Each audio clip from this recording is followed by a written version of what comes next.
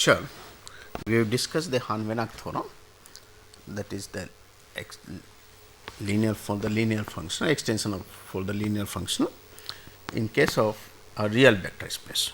That is, if X be a vector space and Z be a vector subspace of this, and F is a linear functional defined over Z, and P be a sublinear functional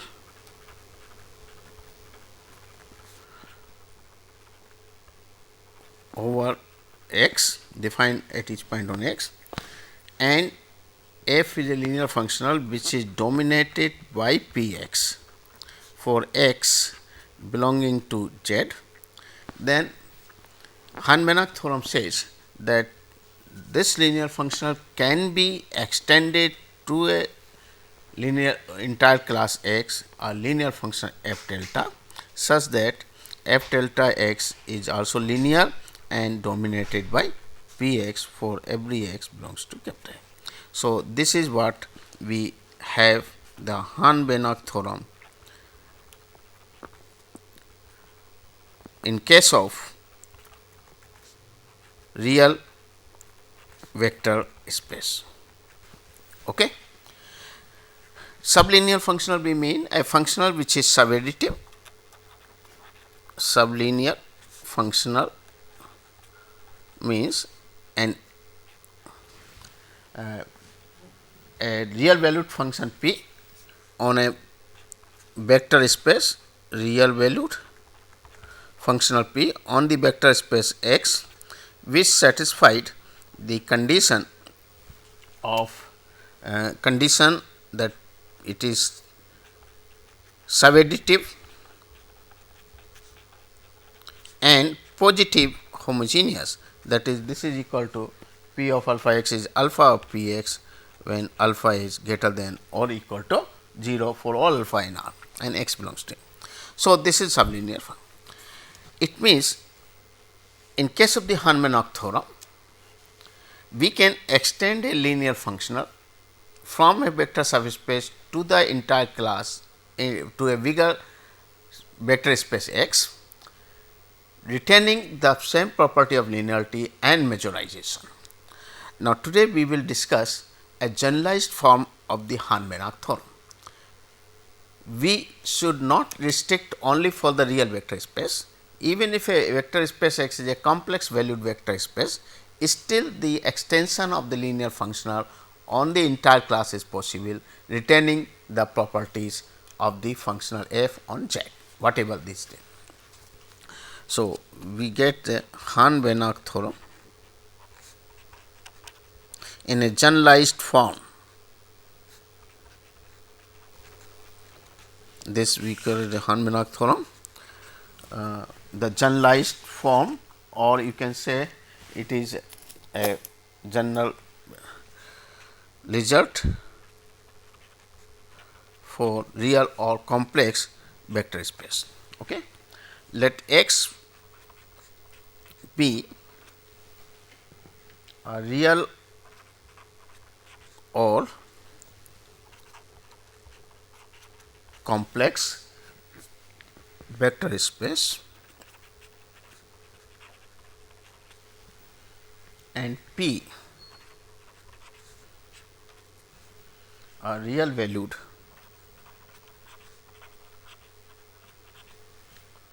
functional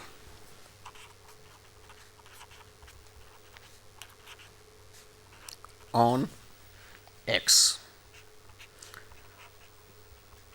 which is subadditive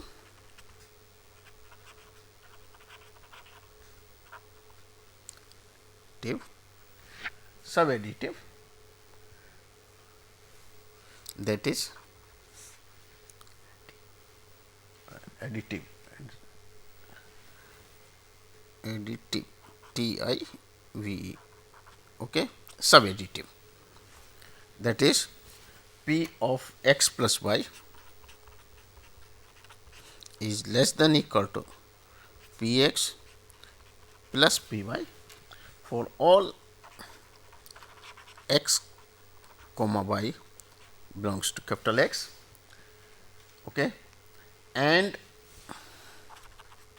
for every scalar alpha, this may be real or complex, because we are taking a complex vector valued vector space, satisfies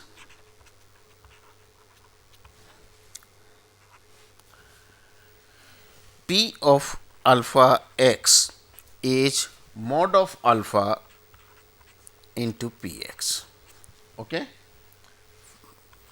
P x, again x belongs to, okay. Furthermore, well, the x is element of capital X. Now, further,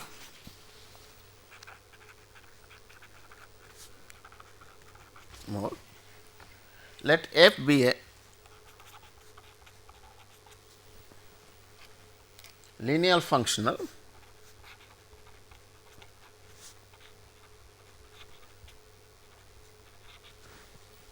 which is defined on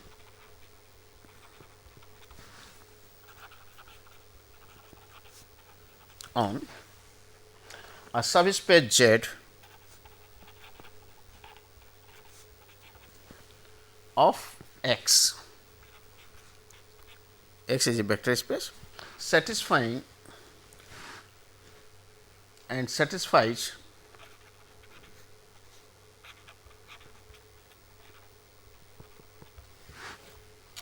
condition mod of f x is less than equal to p x. Mod of f x is less than equal to p x for all x belonging to Z. Okay. Then this generalized form of the Banach theorem says that the f can be, then f has a linear extension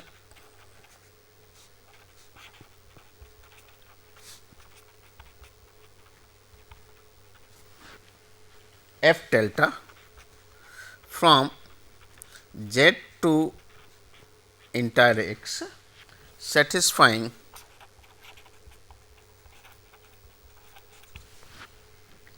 the criteria condition f delta x mod of this is less than equal to p x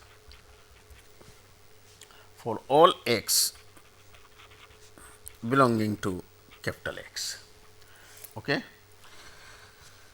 Now, let it be for our purpose, let it be this equation p x plus y, let it be denoted by 1. When the proof we will mention the equations, okay. Let it be this 2 and this part is 3 and this condition let it be 3 star, okay. So, we prove this, in a particular case it comes as a real, okay. So, proof. So, let us prove first this for the real vector space, because under the real vector space this condition remains hold good or not, okay. So, real vector space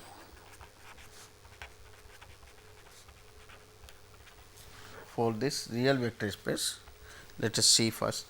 Suppose f is real, if x is real, thus then 3 implies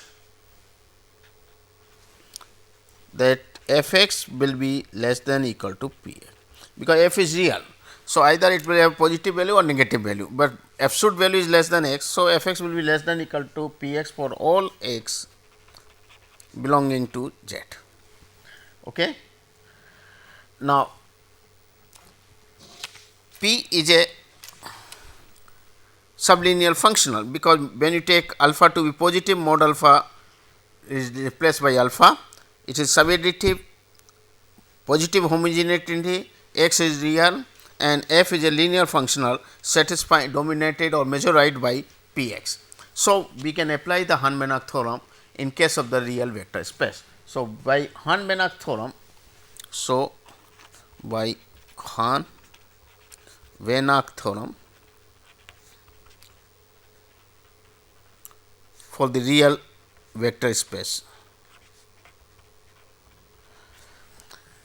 This f can be extended to the entire class capital X, retaining the same property of f delta x is less than equal to p x. Okay. So, by Hahn-Banach theorem, there is a linear extension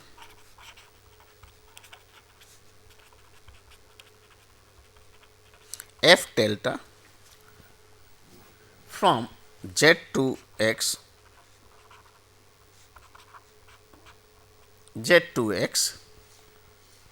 such that f delta x is measured by p x for all x belonging to capital X. Okay. So, this part is clear. Now, to show that this mod f delta x is less than p x, we take this now minus sign. So, now consider to establish the 3, to establish 3 star, what we do is, let us consider minus of f delta x. F delta is a linear extension because of this Hahn-Banach theorem. So, minus sign will come inside and we get f delta of minus a. But f delta x is less than equal to p x for all x. So, this is less than equal to p of minus x. P satisfy the condition of the homogeneity that mod of alpha is p x. This is this condition, p alpha x is mod alpha p x. So, we get from here is minus 1 mod of this p x, which is equal to p x.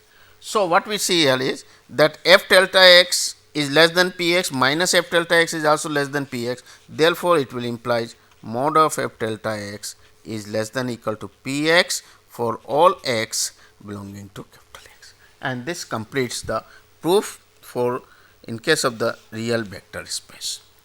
Clear? Now, let us come to the second part, where it is a for a complex vector space, for complex vector space. Okay. So, let us take the x to be a complex vector space. Let x be a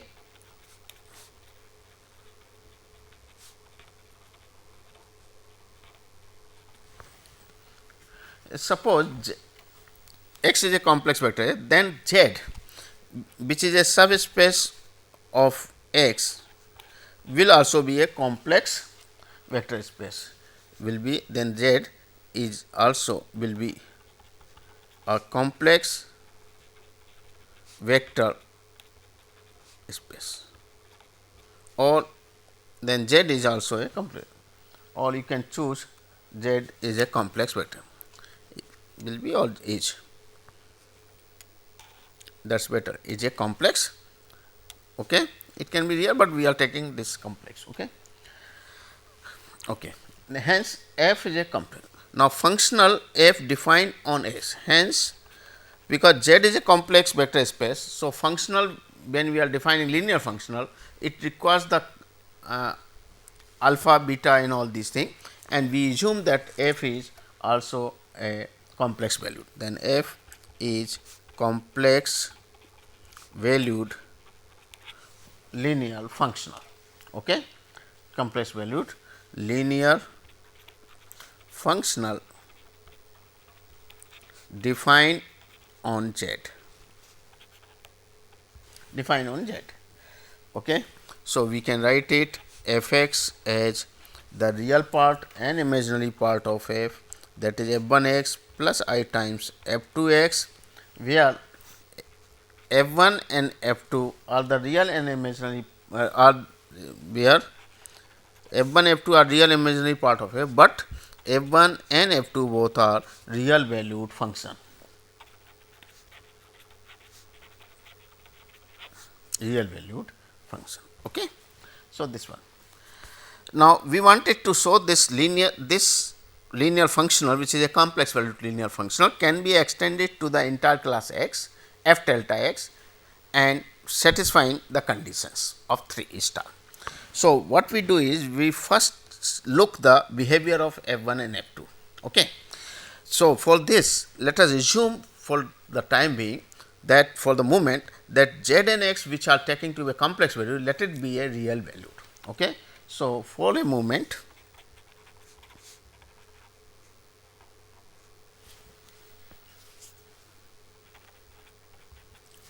we regard x and z as real vector space.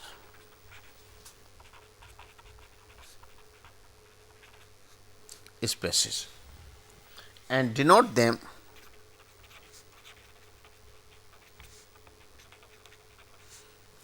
by XR, R is real, and ZR, okay, respectively. What do you mean by this? It means we are allowing the scalar to run through the real only. That is, the meaning is that is we are restricting, or we restrict multiplication by scalar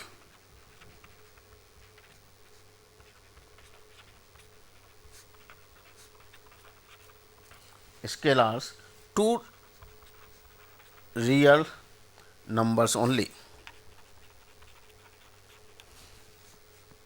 instead of complex number.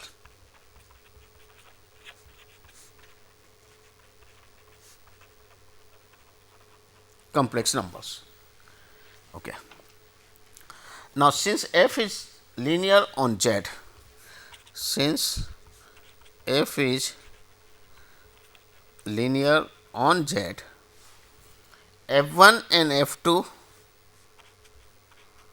are real valued function, are real valued defined on z, are real valued functional, real valued and linear functionals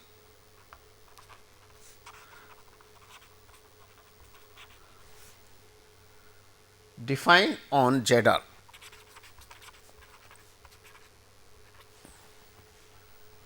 And further f1x is less than equal to mod of fx. f1x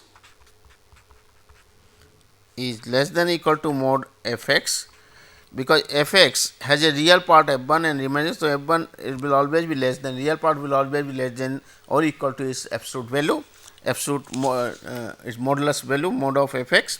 So, real part is less than equal to fx, hence by 3 replace this by mod fx by f1x. So, by 3 we get that f1x is less than equal to px, f1x is less than equal to p for all x belonging to z.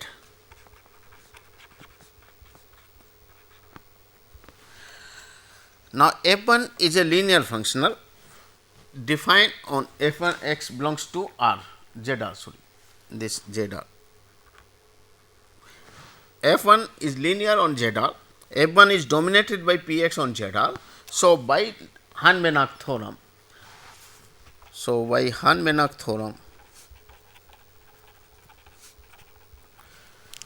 it has an extension, linear extension f1 delta defined on the entire class XR. So, Hahn-Banach theorem, there is a linear extension f1 delta of f1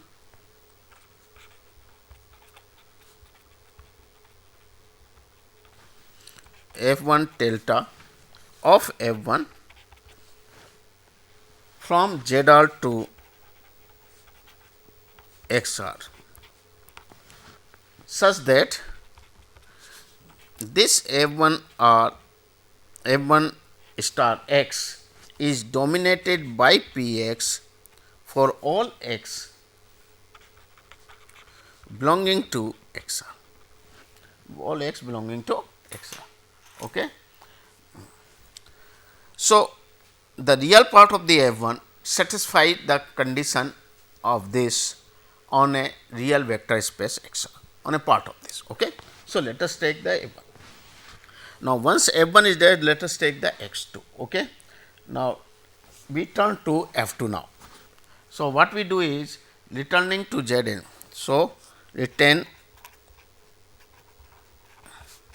Z and X means now you take X as an element of Z or as an element of Y, and F, which is the F1 plus I F2, is linear on Z.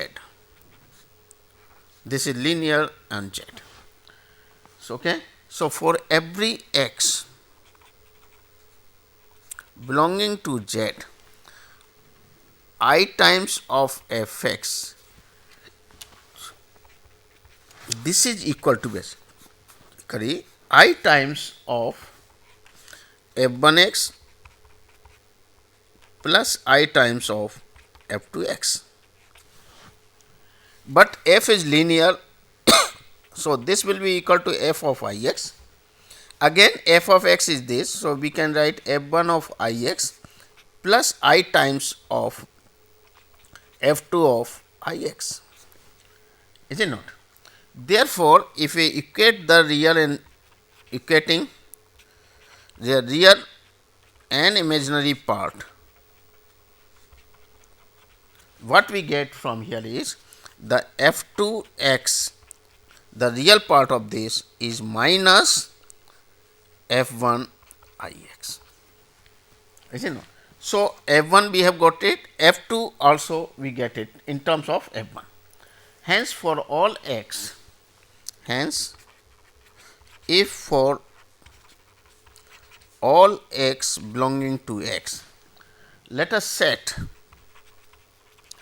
the functional f delta x as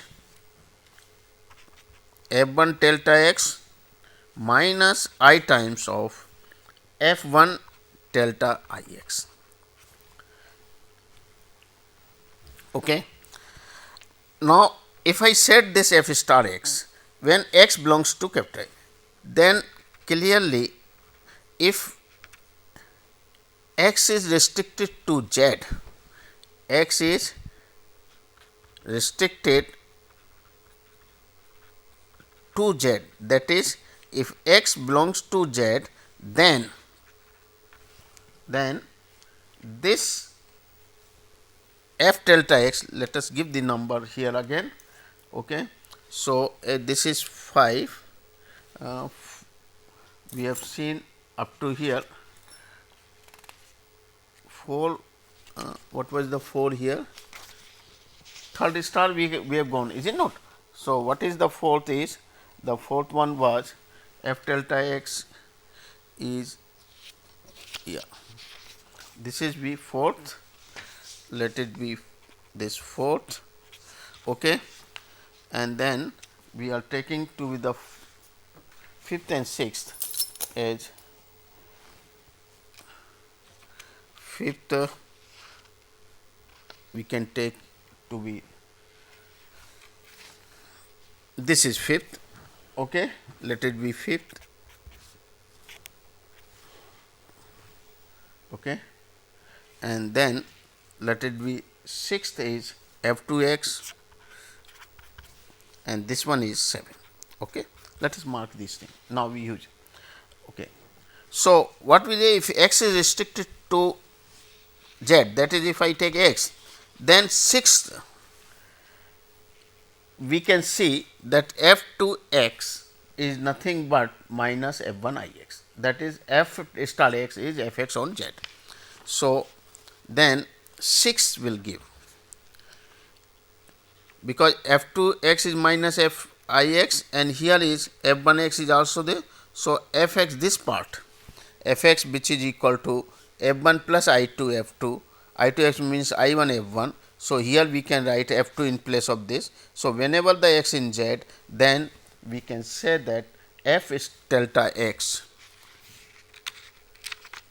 f delta x equal to f x on z, is it not? Because the f x we are introducing in this fashion, this is our f x, and when f 2 is replaced by this number, then basically this 7th and reduced to this part, and we get x belongs to z, then f delta x equal to f x.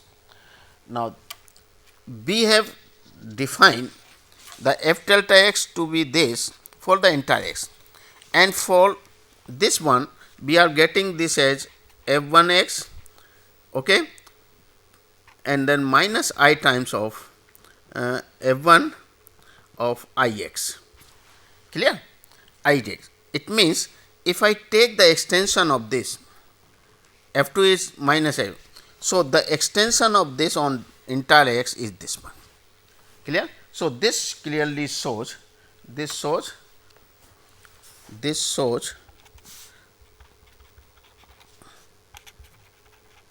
that f delta is an extension of f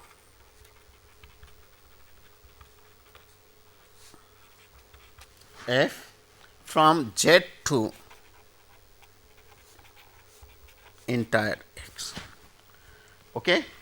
Now, if I prove that f delta is a linear, then and f delta is linear and satisfy the condition of 3 star rate dominated by p x, then our result is proved. Okay. So, now it remained to show that number 1, f delta is linear functional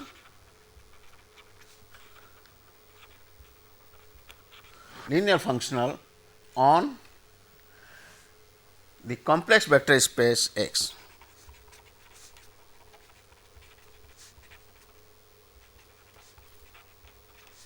And the second part is left is that f delta satisfies 3 star on X. Okay. So, if I prove these two things, then our result is complete, the proof is complete. So, proof of first part. In order to prove this thing, let us consider, okay, let us consider this expression f delta of a plus I b x. Take any f delta alpha x. If I prove alpha times f delta x, then f delta becomes linear, is it not? Because addition is also satisfied, f delta a plus b equal to f delta a, which can be shown quickly. So, it is only proved the linearity of this vector space, hence a plus b. Okay. So, now by definition this is the f 1 delta a x plus I times b x, and then minus I times f 1 delta I x. So, I f a x minus of b x. Okay.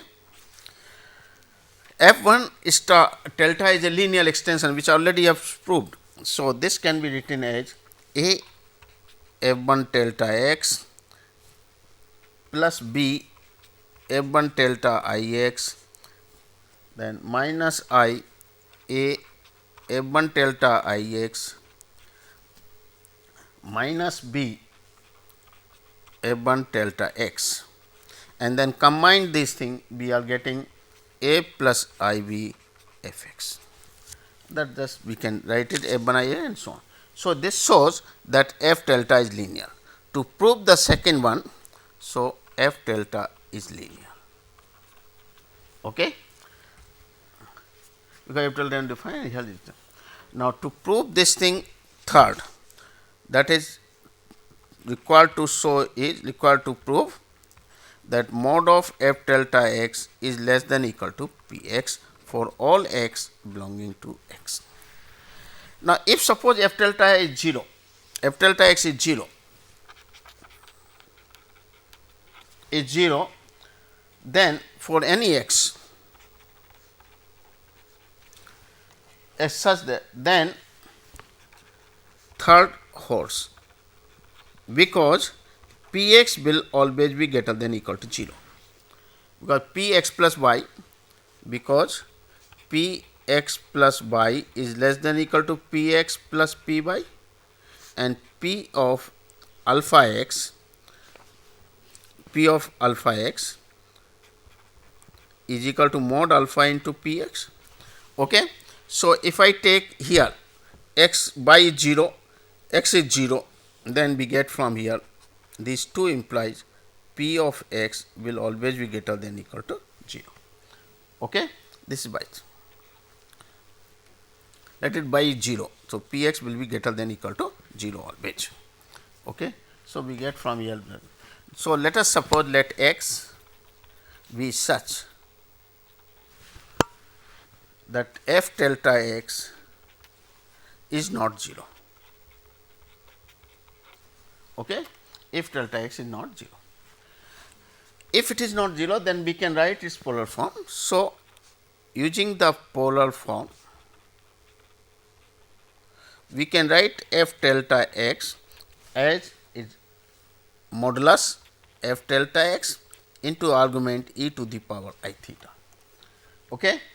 Then from here we can say f delta x is equal to f delta x e to the power minus I theta. Okay. Now, e to the power minus I theta can be taken inside, and we get f delta of x e to the power minus I theta as f delta is linear. Okay. Now, since f modulus of f delta is real, therefore, the right hand side should also be real. So, the f delta x e to the power minus I theta is also real. Therefore, it implies that f delta x e to the power minus I theta should be its real part, should be equal to its real part, that is f 1 star of e to the power minus I theta x, its real part. But f 1 is already dominated by p. So, p of e to the power minus I theta x, therefore, this can be written as e to the power minus I theta p x, but this is 1. So, we get p. It means the modulus of f delta x, this is equal to what? F delta x, is it not? Its real part is this modulus of this. So, this shows modulus of f delta x is dominated by p x for every x belong. Hence, proved. Hence, theorem is proved. Okay. So, this completes the proof of this theorem. So, we have proved the Hahn-Banach theorem in a general case also, when it is real or complex vector space, all complex. Now, if X be a norm vector space, norm linear space, then also can be apply the Hahn-Banach theorem. Though it does not say anything about the continuity of the functional, it simply says the f is a linear functional which can be extended from a subspace to the higher to the entire vector space X. But even if the functional f is a continuous linear functional, that is a bounded linear functional, okay, then also one can extend this bounded linear functional from a norm subspace to the entire norm space X. Okay. And this will give you further the generalized form of the Hahn-Banach theorem in case of the norm space. Okay. So, let us see the other also norm is Hahn-Banach theorem, other form of the Hahn-Banach theorem.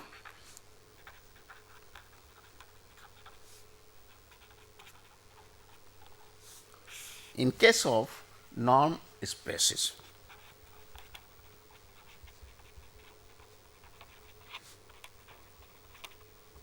Okay. Let f be a bounded f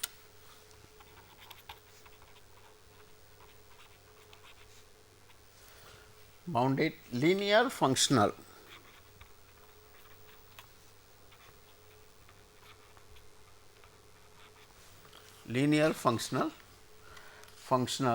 on a subspace Z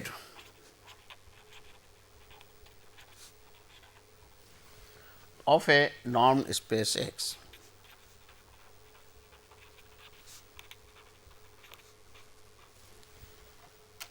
Then there exists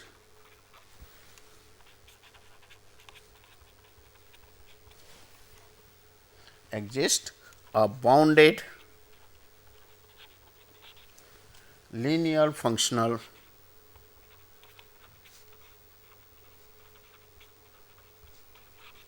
f delta on the entire space X, on the entire norm space X, which is an extension of f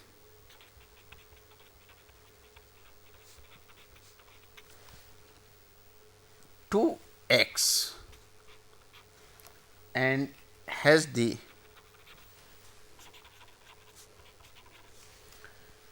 same norm as the norm of f on Z, has the same norm, that is norm of f over the entire X, sorry, norm of f delta X, norm of f delta over the entire X will be the same as the norm of f on Z. Where what do you mean by this norm f? Where norm of f delta X means, by definition, this is the supremum of modulus of f x, f delta x, where x belonging to capital X and norm of x is 1.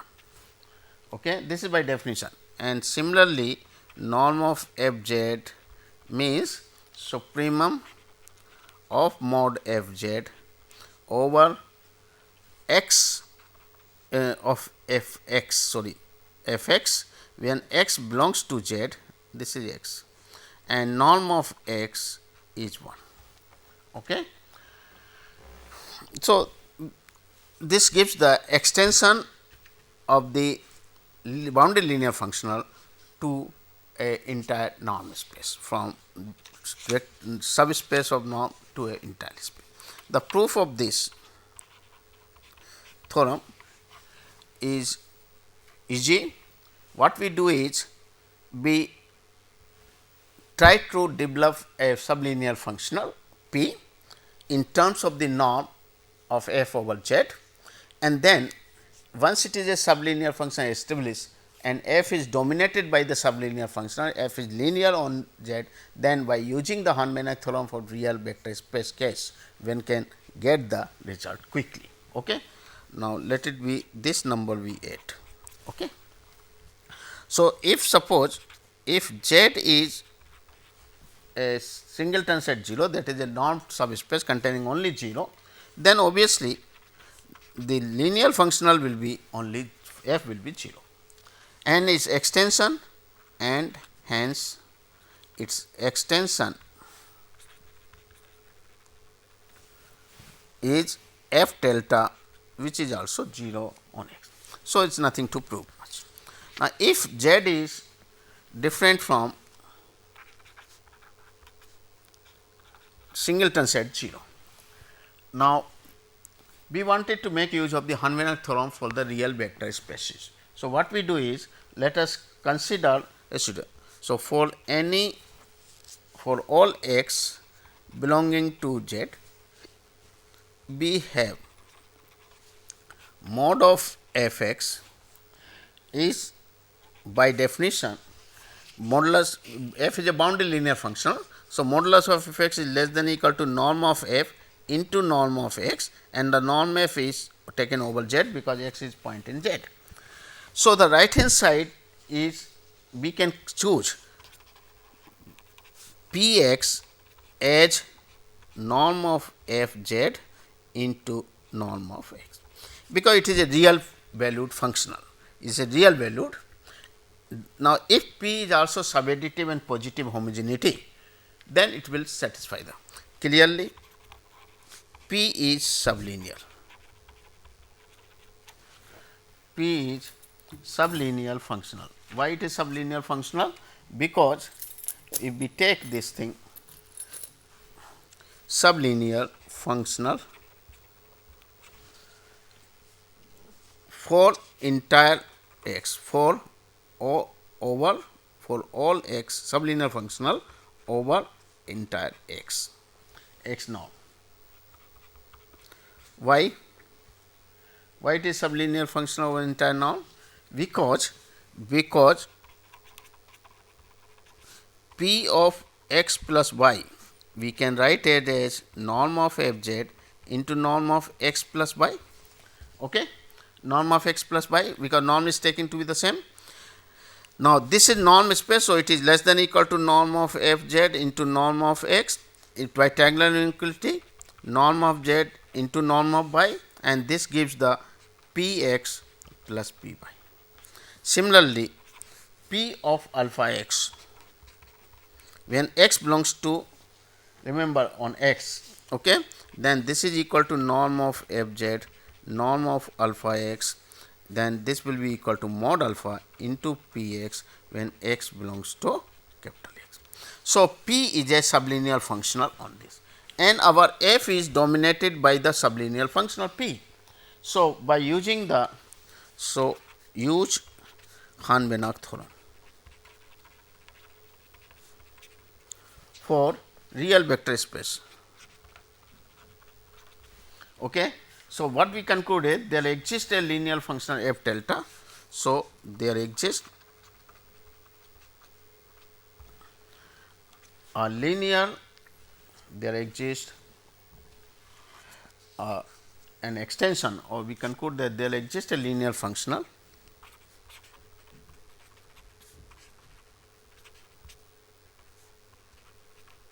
f delta on x, which is an extension of f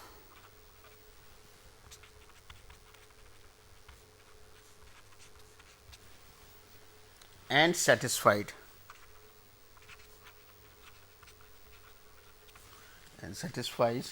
the condition mod of f delta x, which is less than equal to p x, which is basically equal to norm of f z into norm of x. Okay? Norm of f z into norm of x. Now, divide by x.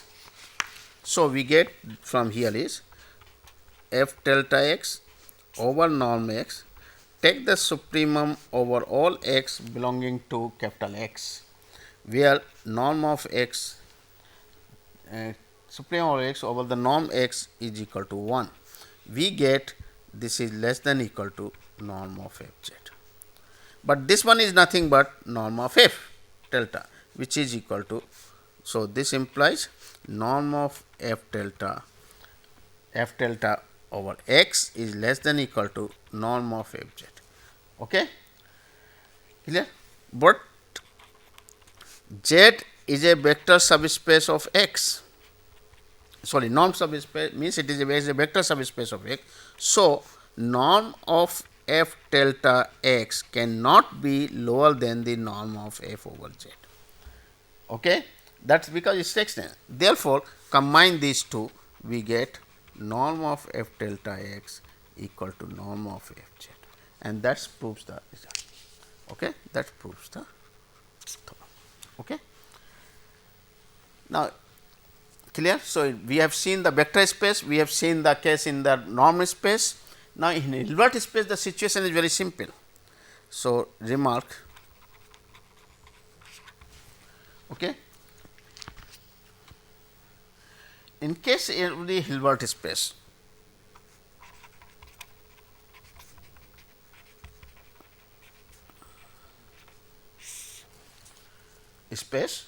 that is a subspace of Hilbert space this can be obtained with the help of the Rietz's representation theorem. So, let us take if Z is a closed subspace of a Hilbert space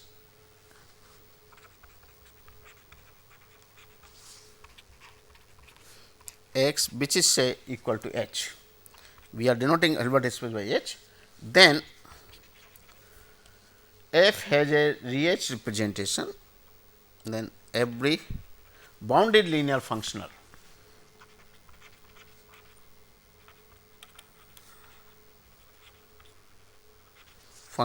F has a Rietz's representation.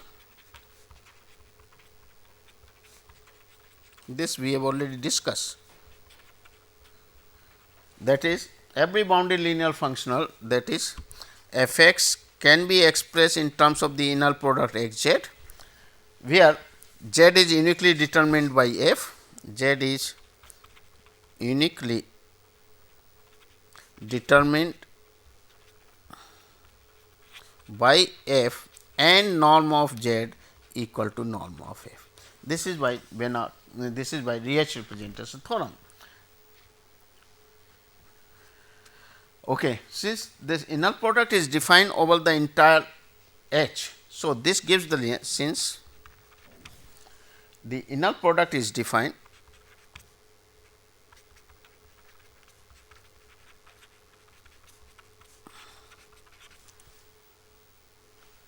on all of H. So, this gives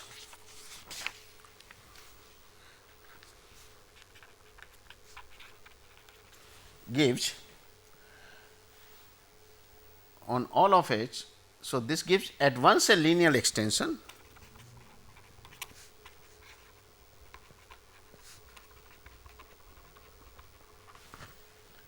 of delta of f, f delta of f from Z to S,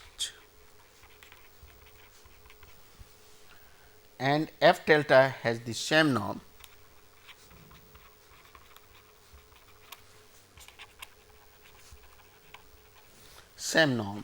as f, because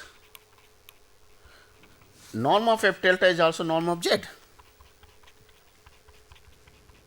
and norm of Z is norm of f is already proved with the help of the Rietz's representation theorem. So, this completes the proof. Okay. So, we can go for the Hilbert space also.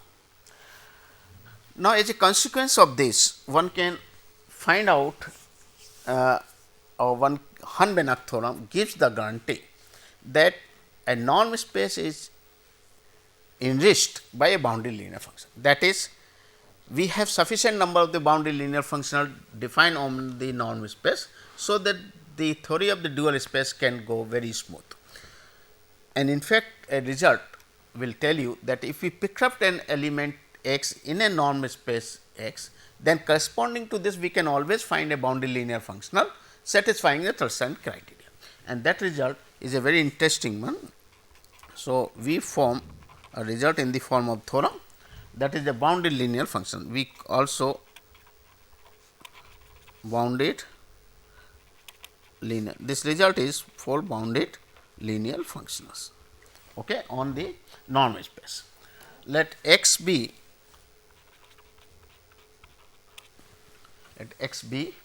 a norm space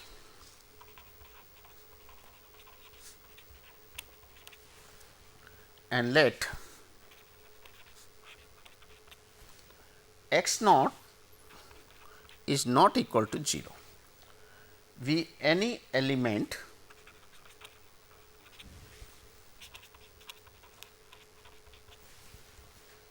of x, then there exists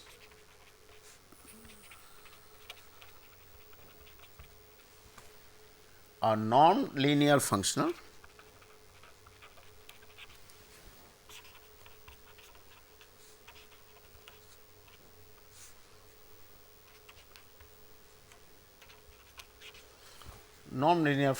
f delta on x such that norm of f delta is 1 and the value of f delta at x naught will give you the value norm of x naught. So, what this shows? This shows that if x be a norm space and if we picked up any non-zero element vector in x, then there will always a boundary linear functional associated with this x naught, which has this property that norm f delta is 1. And so, the norm space are very much enriched with the boundary linear functional. That is what is this. Okay. The proof is to prove this. Let us consider a subspace. Now, x naught is that our x naught is our point in Z. X naught is a point in X. Okay. Let us consider a subspace Z of X. Consider a subspace Z of X consisting of all elements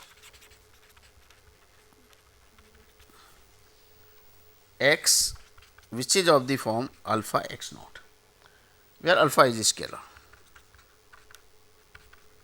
Okay.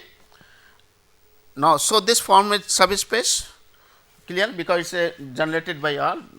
Now, on Z define a linear functional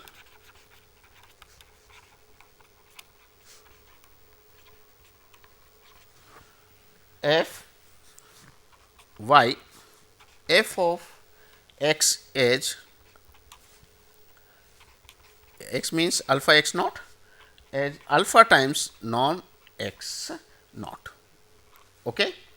Then obviously f is bounded because the mod of f x is less than bounded, mod of f x is and has the norm 1. Why? Because what is the mod of f x? Mod of f x means this mod of alpha x naught, okay, but alpha x naught is mod alpha into norm of x naught, which is equal to norm of x, because this can be written as okay, norm. So, divide by this. So, we get f x over norm x. Supremum of this is less than equal to 1, which is the norm of f, but norm of f we can choose the point x equal to x naught, but norm of f is greater than equal to f x naught over norm x naught, and that is equal to 1. So, this shows norm f is equal to 1. So, it has a norm. Therefore, so by previous theorem, for Hahn Banach theorem, in case of norm space, if we apply this theorem, then this implies that f delta, f has a linear extension is a or f has a linear extension f delta from Z to x of norm same as norm of f, okay, which is 1. And this, if I put it again, therefore, what is the end? What is the norm of f x, norm of x naught?